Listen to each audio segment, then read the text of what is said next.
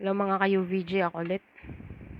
So, tingnan natin kung ano ang dapat mong malaman. Okay. Anong dapat malaman ni Virgo, Sun, Moon, Rising, and Venus sign? Virgo Collective. Okay.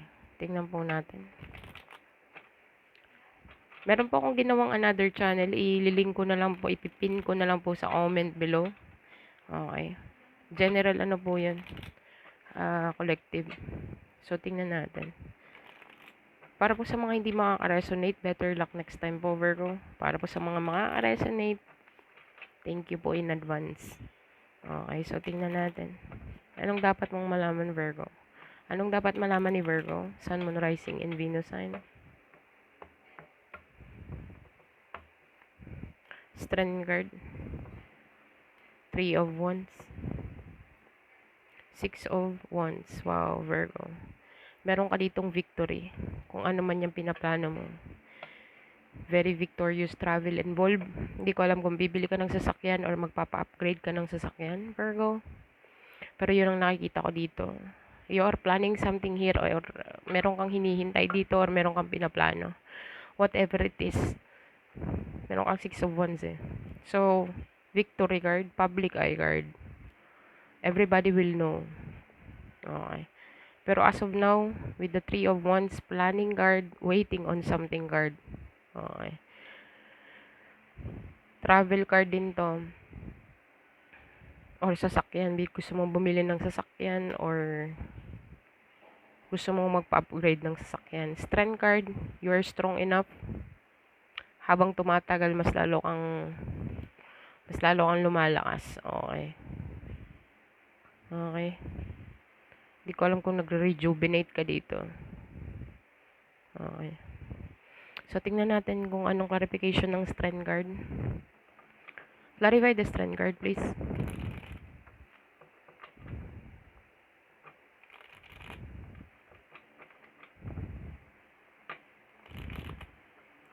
Clarify the strength card. Oh my God. Chariot card ulit. The Hermit card. 7 of Cups. Virgo. Bisaya ba? Virgo, sa nakikita ko dito, malakas ang decision making eh. The Lover's card kasi. Tsaka 7 of Cups. Pero kahit ano pa man, moving forward pa rin. Meron ditong malakas ang fighting spirit or malakas ang kutob. Okay. Na you will choose them despite ng option dito. As I said, either way, okay. Either ikaw ang mamimili or ikaw ang pipiliin. Okay. Someone here kasi this is a choice. Okay, choice to moving forward. Okay. Even though na maraming option or even though na yung person hindi naman siguro mako-confuse kung clarify ko pa nga. Kung walang option, 'di ba? Okay. Ang option dito baka maging single or baka with someone. Okay. With the, yung Hermit card kasi ano to eh. Exploration, going within, seeking knowledge, naghahanap ng knowledge and wisdom into the situation. So, nag-i-explore yata dito ng option, pinag-aaralan kung sino ba ang the right one. Kung saan ba magsisettle. Kailangan ko mag-settle down or I will choose myself or whatsoever or focus ako sa kung saan. Kasi merong choices talaga dito. Ang iba sa inyo magsha-shutdown na lang. Kasi iisipin nyo, I'm strong enough. Parang isa-shutdown mo yung feeling mo dito. Kung saan makikita mo tong lion na to, pilit niyang kino-close yung bibig. Baka yung isip mo, ang lakas ng chatter sa'yo dito na, mamili ka. Pero sinashutdown mo, tumahimik ka, wala kang pipiliin. Gagings ka bang? Yun ang nararamdaman ko dito. Para po sa mga Virgo na hindi makaka-resonate, better luck next time po. Okay? Yun ang nakikita ko dito. Moving forward, chariot card, there's a travel. Meron din travel dito na involved. Meron ditong naghahanap ng wisdom and knowledge sa situation. nag-i-explore ng kung ano man ang dapat na gawin or kung ano man gustong maging wise. Ayaw kasi, ito ayaw na nitong ano eh, gumawa ng mistake over and over again. Okay. Kumbaga, ano na siya, ang tawag niyan,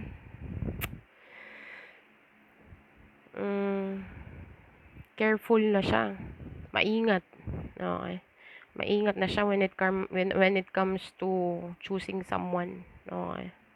Or baka ikaw, nag-iingat ka na kung sino talaga ang papapasukin mo sa energy field mo. Okay. Kung sino talaga yung worth it. Baka sarili mo ang worth it lang. Okay. So, yun ang nakikita ko dito, Virgo, sa first row. Second row, clarify the Three of Wands, Six of Pentacles, Five of Cups, Page of Cups, and the Six of Swords. Virgo, merong plano dito. Okay. Nagpaplano to, kung sino man tong nagpaplano out of sadness, kung bakit nagpaplano dito. Okay. Merong isang specific person dito, Virgo, na merong giver, merong taker. Okay. Maybe the another person is, naiisip niya kung gaano mapagbigay yung another person. And very sad siya. Okay? Very sad siya to the fact na this person is moving away. Or iniwan siya or basta. Kasi ito moving into calmer water eh. Kung sa makikita mo dito yung tubig wavy. Yung tubig din sa background niya wavy din. Okay. Pero ito nagmo-move away para sa kalmado na tubig. Ayan no. Okay. So, sometimes it can represent travel. Merong nag-iisip dito ng how giving the another person is. Yung generosity. And meron ditong malungkot. Baka siguro merong take for granted na nangyari dito. Clarify the Five of Cups. Tama nga. The way na mag-give ka, Virgo, or the way na sabihin natin di man financially, but energetically in general, love, affection. Okay. Tapos ang binibigay niya dito is bare minimum. Hindi niya na-realize yun eh. And then all of a sudden, meron ditong plano. Meron nagplanong mag-move away dito. Okay. Or may magpaplanong mag-move away regarding sa yung isang person is taker, tapos yung isang person naman is giver. Meron ditong pagsisisi. Very sad. Nagkakaroon na ng sleepless nights. Okay. Kung gaano ka-caring, kung gaano ka-loving, kung ano man yung mga naibigay energetically in general finances, kung sino yung natatakbuhan lagi. Malungkot yung another person, kung sino man yung receiver. Okay. Kung sino yung receiver, malungkot siya, napipil niya yung emotion, kasi nakikita niya yung another person is moving away. Okay. Tapos, ang kaya niya lang i-offer is parang bare minimum lang dito. Page to eh. Page of Cups. Even though sabihin natin, nagbe-burst yung feeling niya, pero not enough. Okay. Dapat equality, equal give and take dito. Pero I think, yun ang isang kinalulungkutan niya na hindi niya natumbasan or hindi niya napalitan kung ano man yung naibigay mo. Okay. Meron ditong sudden realization na mas deserve mo pa. You deserve more. Okay. So, kaya siguro may nakaka-feel dito na another person is moving away.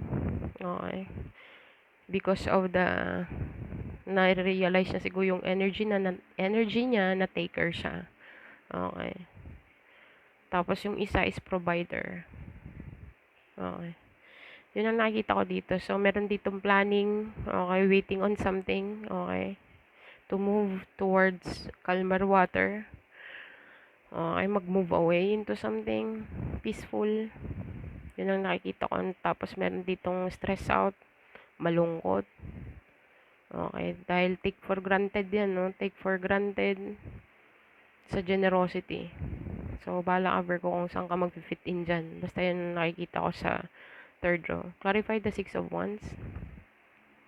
7 of Wands. Wow. 6 to the 7 of Wands. 10 of Pentacles. Wow. The Death card. Wow. Ang lakas ng transformation dito. Knight of Wands.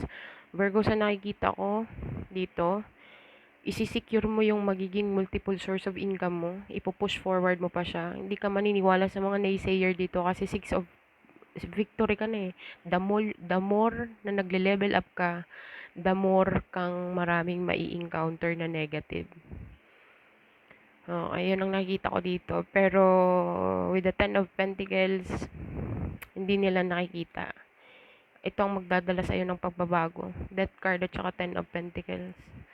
Victory card to eh. Mission accomplished. Okay. 6 of Wands to the 7 of Wands. Marami kang maririnig na negative. Okay. But stand your ground. Hindi nila makita kung anong nasa high ground ka eh. Okay. So, nakikita mo na or abot mo na. Kahit ito nasa high ground eh. Nakikita mo na ang transformation ng buhay mo dito. Multiple source of income. Okay. So, meron ka ditong binibuild. Okay. Yung ibang binibuild mo is parang successful na dito. Okay. So, you are creating more. Knight of Wands, Virgo. Go-getter ka. You want to make things done. Okay. Step by step. Dumadaan ka sa tamang proseso dito. Okay. And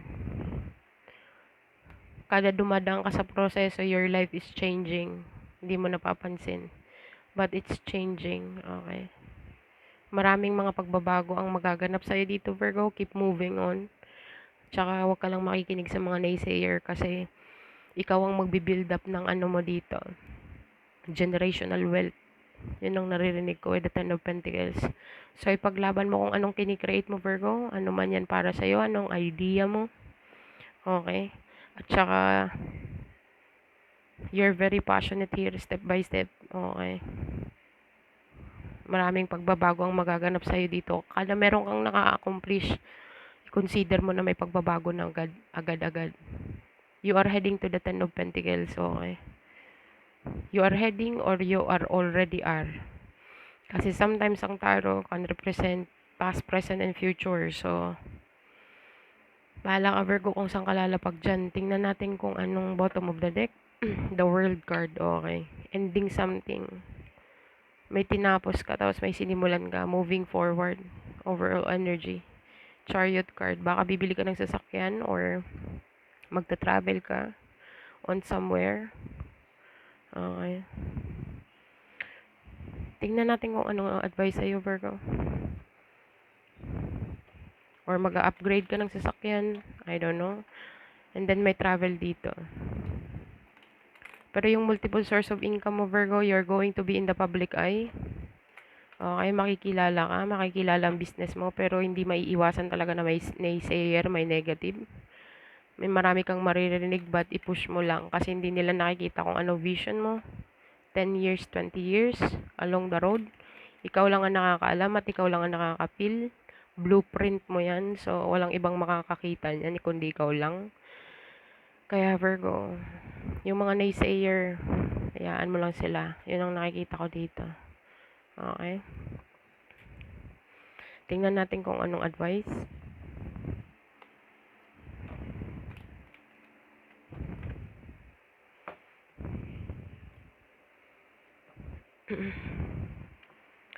Luck is on your side. Definitely, Virgo, luck is on your side. Hindi nila makikita talaga. Emotions are running high, Virgo. Magiging excited ka dito. Magiging motivated ka pa more. Okay? Magiging addict ka dito. Kasi makikita mo yung differences ng kung nasaan ka ngayon at kung nasaan ka before. Take time to breathe out. Pero kailangan mo ring huminga. Wag naman yung masyadong ano ka na tuloy. Addict ka na. Hindi ka na halos kumakain. So, the answer you need are coming. Okay. So, yun ang nakikita ko, dear Virgo. Kung ano man ang nasa isip mo or ano man ang mga katanungan mo sa sarili mo, yung answer is nandyan na. Okay, it's coming. Or baka nga nakamit mo na or makakamit mo pa lang. Okay, so tingnan natin kung anong angel message number mo. Angel message for my Virgo, please. Angel message number. Meron kang 3, 2, don't tell me 1. 3 to 5, okay. 3 to 5 Virgo, i-google mo siya. So, angel message number 3 to 5. Baka po makatulong sa situation mo. So, that's what I have for you, Virgo. That's what I have for you. Thank you for being here. Thank you for watching, and bye for now.